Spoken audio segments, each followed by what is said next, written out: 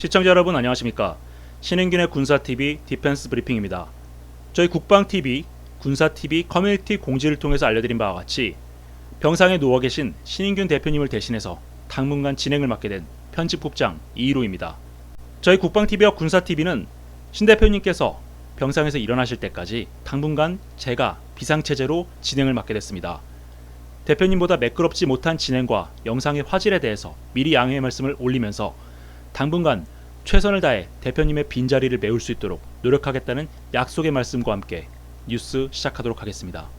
아무래도 미국이 동북아시아 지역의 상시 배치 항모 전력을 기존보다 크게 강화하려는 것 같습니다.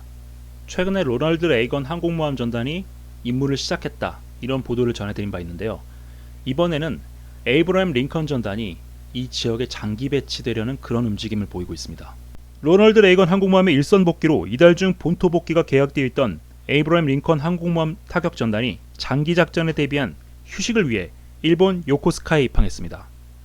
미 7함대 전진 배치 항공모함 로널드 레이건이 현재 일본 혼슈 남부 해역에서 본격적인 작전 배치에 앞선 몸풀기에 나선 가운데 그동안 7함대 지역을 담당했던 에이브러햄 링컨 항모 전단이 지난 5월 21일 오전 9시 일본 요코스카 해군기지에 입항했다고 현지 오신트 소식통이 리포트했습니다. 주일 미군 당국은 일본 요코스카현과 원자력 안전청에 에이브러햄 링컨 항모의 입항 일정을 통보하면서 이들이 휴식을 위해 요코스카에 들어간다고 밝혔는데요. 실제로 5월 21일 입항 직후 미군 측이 대절한 버스와 차량 등을 이용해 상당수의 승조원들이 시내로 빠져나가는 모습이 식별되기도 했습니다. 미국은 지난 주말 로널드 레이건 항공모함 함재기들의 비행갑판 운용 인증을 마치고 본격적으로 함재기들을 수용하며 작전 준비에 들어간 상황인데요. 현재 미군은 레이건 외에도 라이트닝 캐리어인 트리폴리함을 일본에 전개시킨 상황이어서 현재 동북아시아 지역의 미군 항모 전력은 세척 체제로 늘어나 있는 상태입니다. 에이브러햄 링컨 전단은 지난 1월 3일 샌디에이고를 출항했기 때문에 정규 해외 전개 일정이 오는 6월 말에 종료됩니다. 현재 동부태평양에서는 니미츠 항공모함 전단이 링컨 전단과의 교대를 준비하고 있어 링컨이 6월에 일본을 떠나더라도 7함대 지역의 항공모함 전력은 그대로 세척 체제가 유지될 전망입니다. 미국이 7함대 항모 전력을 이렇게 강화하는 것은 최근 북한의 연이은 도발과 중국의 대만 침공 가능성에 대비하기 위한 조치로 보이는데요. 이 세척 체제는 올가을 첫 해외 전개를 준비 중인 차세대 항공모함 제럴드 R 포드로 더욱 보강될 예정이어서 올 하반기 서태평양 지역의 미 해군 전력은 냉전 붕괴 이래 최대 규모로 확대될 전망입니다. 자, 먼저 미 해군이 항공모함 전력을 어떻게 운용하고 있는지 미군 자료를 먼저 보시겠습니다. 자, 이 그림은 USNI, 즉 미 해군 연구소가 미군 자료를 받아서 발표한 자료입니다. 보시면은 북유럽 지역에 키어사지 강습 상륙함 전단이 하나 보이고요. 해리에스 트루먼 전단은 이탈리아 근처에 있습니다. 자, 그런데 이 노란색 글씨들이 집중적으로 위치해 있는 것이 바로 서태평양 지역이죠. 이 자료는 5월 23일에 USNI 뉴스가 공개한 자료인데요. 자, 그런데 조금 차이가 있습니다. 가장 상단에 보이는 USS 트리폴리, 이 강습 상륙함은 이와쿠니에 입항해서 F-35B 전투기들을 싣고 현재 나왔습니다. 그래서 규슈 근처에 있고요. 여기 지금 아메리카 ESG로 표시되어 있는 이 아메리카 전단, 현재는 ESG 전단 구성을 풀고 사세보에 입항해서 아메리카 상륙함의 개조 작업이 진행되고 있습니다. 이번에 온 트리폴리는 이 아메리카를 대체하는 그런 역할을 수행할 예정이고요. 지금 로널드 레이건 CSG 항공모함 타격 전단은 저 남쪽에 있는데 항모 비행사 갑판 인증을 하고 있습니다. 그리고 에이브러햄 링컨 CSG, 저거는 필리핀에 근처에 있다고 되어 있는데 실제로는 요코스카에 입항을 했습니다. 자, 이것들만 놓고 보면 현재 동북아시아 지역에서 가동 중인 항공모함 전단이 무려 3개다. 이 트리폴리 전단 같은 경우에는 항공모함은 아니지만 현재 라이트닝 캐리어로 운영되고 있기 때문에 실제로는 미 해군 항모 전력이 세척 체제다, 이렇게 봐야 합니다. 네, 여러분도 잘 아시는 것처럼 미국이 7함대 전진 배치에서 운용하고 있는 항공모함은 로널드 레이건 단 한 척뿐입니다. 이 레이건 항공모함이 지난해 11월 추진 개통에 문제가 생겨서 6개월 동안 수리를 받고 5월 달에 수리가 종료된 후에 지금 현재 작전 배치가 다시 재개됐는데요. 이 로널드 레이건의 공백을 메우기 위해서 본토에서 에이브러햄 링컨이 지난 1월 출항해서 1월 하순에 동북아시아 지역에 도착했습니다. 그리고 아메리카 전단, 말은 상륙함인데 실제로는 거의 경항모처럼 쓸 수 있는 이 아메리카 상륙함이 F-35B 전투기들을 싣고 라이트닝 캐리어 역할을 수행을 해왔는데요. 이 아메리카 상륙함이 사세보에 들어가서 F-35B를 좀 더 잘 운용하기 위한 개조 작업을 벌이고 있는 지금 트리폴리함이 증원돼서 현재 7함대에 배속되어 있는 항공모함은 총 3척으로 늘어나게 됐습니다. 자, 그런데 올 하반기가 되면 6월 하순 정도에 링컨 전단은 본토로 돌아갈 예정입니다. 그리고 현재 미국 서부 해안에서 니미츠 전단이 다음 배치를 준비하고 있는데요. 니미츠 전단 그 뒤에 올 9월 제럴드 R 포드 항공모함도 서태평양 전개를 예정하고 있습니다. 자, 이렇게 되면 링컨 항모가 돌아간다고 하더라도 로널드 레이건, 트리폴리, 니미츠, 제럴드 R 포드 정규 항공모함만 무려 3척에 라이트닝 캐리어 1척, 이렇게 총 4척 항공모함 체제가 됩니다. 미국이 이렇게 서태평양 지역의 항공모함 전력을 집중적으로 강화하고 있는 것은 최근 바이든 대통령이 언급했던 대만 문제도 있고요. 북한이 ICBM을 발사하려고 하고 있고 또 핵실험도 준비하고 있지 않습니까?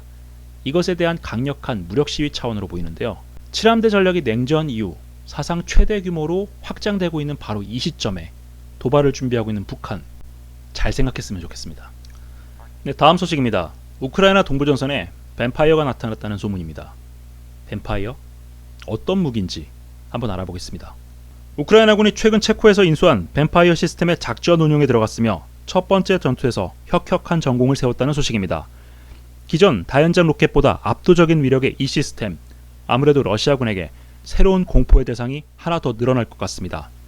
우크라이나 육군이 최근 동부전선에 체코제 다연장 로켓 시스템인 RM-70 뱀파이어 122mm 다연장 로켓 시스템을 투입해 첫 실전을 치렀다고 우크라이나군 동부사령부가 현지 시각 5월 23일 밝혔습니다. 동부사령부는 최근 동부전선에 새로 투입된 뱀파이어 시스템이 러시아군 진지에 강력한 화력을 퍼부으며 그 위력을 입증했다면서 관련 영상을 공개했는데요. 해당 영상에는 RM-70 시스템이 0.5초에 한 발씩 122mm 로켓 40발을 20초 만에 연사하는 모습이 담겨져 있었습니다. 체코가 구공산권 표준 122mm 다연장 로켓을 자체 개량해 화력을 더욱 증대시킨 모델로 개발한 RM-70은 체코가 자랑하는 차량 메이커 타트라사의 T813 8륜 고기동 차량과 40연장 122mm 로켓 발사관을 결합한 형태입니다. 이 RM-70에는 2분 이내에 40발 재장전이 가능한 예비탄 캐니스터가 함께 있는데요. 이 때문에 구형인 BM-21보다 압도적인 재장전 속도를 자랑하는 것으로 유명합니다. 이 모델은 단 1문으로도 3분 이내에 무려 80발의 122mm 로켓탄을 쏟아부을 수 있는데요. 이 로켓탄 한 발은 30m급 살상 반경을 갖고 있어 적진을 그야말로 초토화시킬 수 있는 강력한 화력 자산으로 평가되어 왔습니다. 우크라이나는 체코로부터 최소 20문 이상의 RM-70 뱀파이어 시스템을 기증받은 것으로 알려졌는데요. 이 강력한 시스템이 부디 동부전선 대화력전에서 러시아군을 상대로 게임 체인저가 되어주기를 기대해 보겠습니다. 자, 우크라이나가 공개한 RM-70의 운영 영상은 연속해서 로켓탄을 발사하고 있는 이 사진인데요. 자, 그러면 우크라이나도 이미 300문 이상 갖고 있는 122mm 다연장 로켓인데 이 뱀파이어가 왜 그렇게 대단하느냐? 바로 재장전 시스템 때문에 그렇습니다. 자, 이 사진은 우리 군 포병에서 사용되고 있는 구룡 다연장 로켓 130mm 로켓이죠. 이 로켓을 재장전하고 있는 사진입니다.